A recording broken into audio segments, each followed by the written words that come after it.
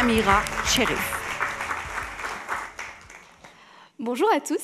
Aujourd'hui, je vais vous parler d'un sujet qui concerne beaucoup de personnes, c'est la douleur au bas du dos. Et pour commencer, j'ai une question pour vous. Quelle est d'après vous la meilleure façon de ramasser un objet qui est tombé à terre pour éviter de se faire mal au dos? Donc je vais vous montrer deux façons. Ouais, on va partir par la première. Et non, je suis vraiment maladroite, mon stylo est à terre. Donc là, la première façon pour le ramasser, c'est que je ne vais pas du tout réfléchir, le faire naturellement, puis courber mon dos. Vraiment, je ne contrôle pas du tout la position de mon dos. Je vais vous montrer une deuxième façon. Oh, non, mon stylo est encore à terre. Donc là, je vais vraiment plus réfléchir. Je vais garder le dos droit, plier mes jambes et ramasser mon stylo. Puis, je vais pousser sur mes jambes pour le ramasser. Donc, qui d'après vous pense la première façon, sans trop réfléchir, en levant la main, qui est la bonne façon? Ok, je vois une main. Ok, deux. La première d'abord. Et qui pense que c'est la deuxième façon, donc en contrôlant son dos, en gardant bien droite? Ok, donc la majorité. Donc si je vous disais que la deuxième façon est non seulement pas la bonne, mais qu'en plus elle peut aggraver le problème. En fait, il faut rajouter une précision. C'est que mon stylo, il est léger. Si ça avait été une charge lourde, oui, ça aurait été utile de vraiment garder son dos droit et de se baisser en se relevant.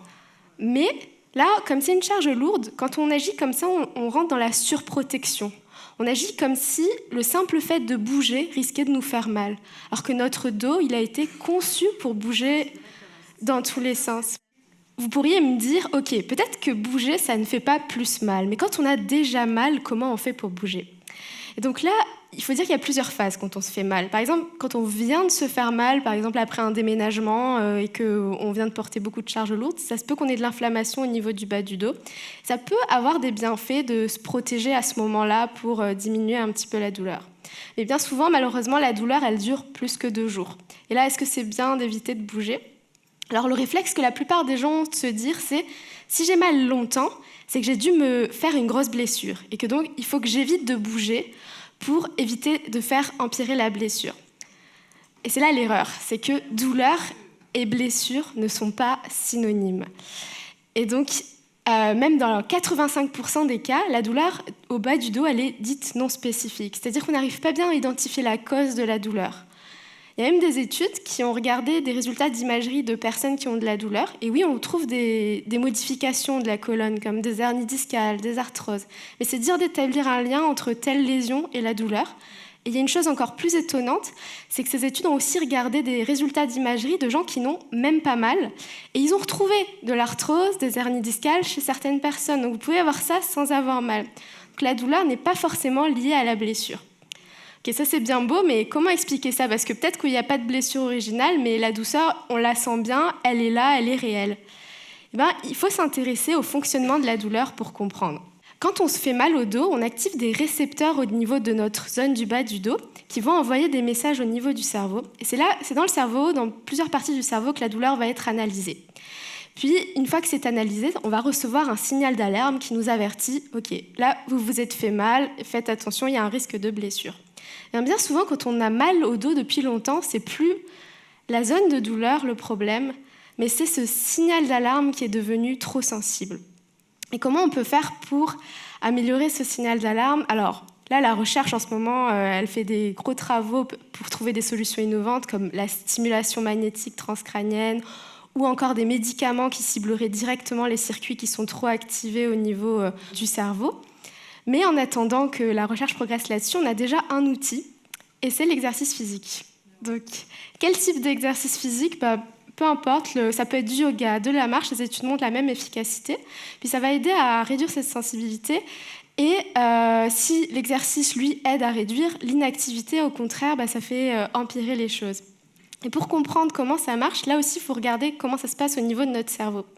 Donc, au niveau de notre cerveau, on a une sorte de carte. Et sur cette carte, il y a toutes les parties du corps qui sont représentées. En fonction de notre utilisation de telle ou telle partie, la représentation va être plus grosse. Là, par exemple, vous pouvez voir que les mains sont très grosses. Pourquoi? Parce qu'on a besoin de beaucoup d'espace dans notre cerveau pour faire des mouvements fins, précis. On écrit avec les mains, on fait des mouvements minutieux. Donc plus on utilise une partie de notre corps, plus sa représentation dans notre cerveau est grosse et plus on peut faire des mouvements fins et précis avec. Et moins on utilise une partie de notre corps, plus sa représentation est petite. Plus ça va être difficile de faire des mouvements. Donc quand on décide d'arrêter de bouger le bas du dos, on va perdre en mobilité au niveau du bas du dos. On va plus bouger en bloc rigide. En conséquence de quoi ? En réponse à une douleur au bas du dos, on choisit l'évitement de l'activité. Sur le long terme, on a ces zones de notre cerveau qui vont se réduire. On va être moins capable de bouger, ça va être plus difficile, on va augmenter la rigidité. Et dans un contexte déjà douloureux, augmenter la rigidité va juste tout faire empirer, avoir tendance à faire s'installer les symptômes et à les faire devenir de plus en plus chroniques. Alors qu'à l'inverse, lorsqu'en réponse à la douleur, on choisit de pratiquer de l'activité physique, on va entraîner ces zones de notre cerveau qui nous servent à contrôler notre bas du dos. On va améliorer la mobilité, ça va être plus facile. Et puisqu'elle est plus facile, malgré la douleur, on va pouvoir plus bouger et avoir moins d'invalidité. Donc on rentre dans un cercle vertueux où bouger va nous faire moins mal. Donc vous l'aurez compris, à la question « Existe-t-il une bonne façon de bouger lorsqu'on a mal au bas du dos ?» La réponse c'est non. Il n'y a pas de bonne façon, ce qui compte c'est de bouger, de trouver l'activité physique qui vous correspond le mieux à vous, et puis celle avec laquelle vous arriverez à vous maintenir dans le temps et qui arrivera à faire baisser vos symptômes si vous avez mal au bas du dos. Merci pour votre attention.